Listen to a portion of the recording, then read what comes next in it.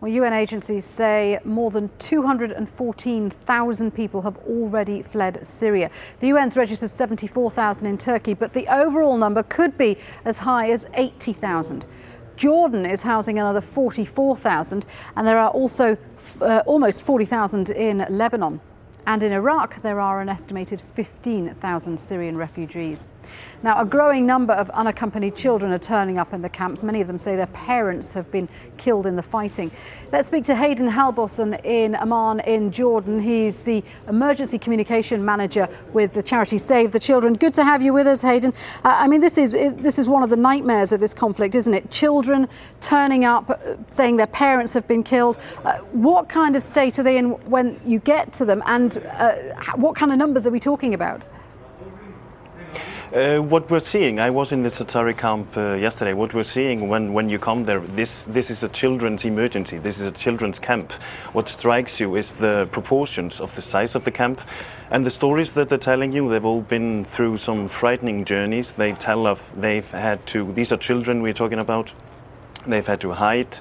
Some of them have gone without food for days. Some of them have been shot at.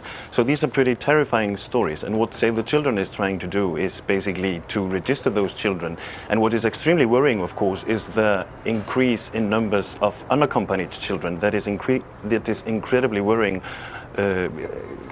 as the situation is getting worse and worse. Absolutely. And I know you said you've been at the Zaatari camp. That's on the Jordanian border. I mean, do refugee camps have special facilities for children arriving on their own? Because some are presumably quite young.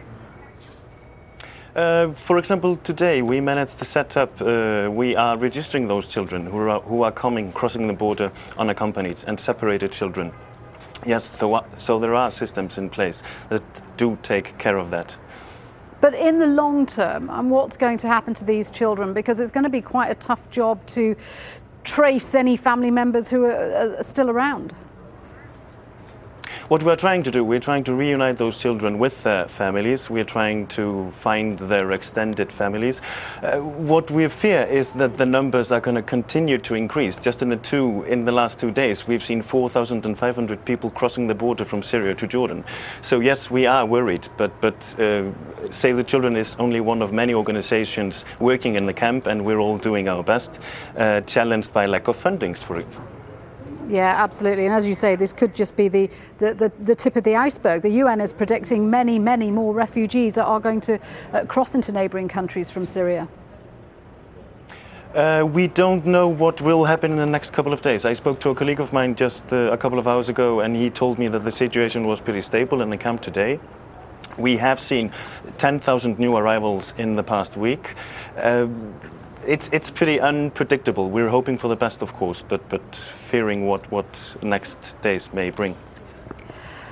Okay, it's clearly very difficult work you're doing. Thank you very much indeed for taking time out to speak to us. Hedinn Hallborsson there from Save the Children.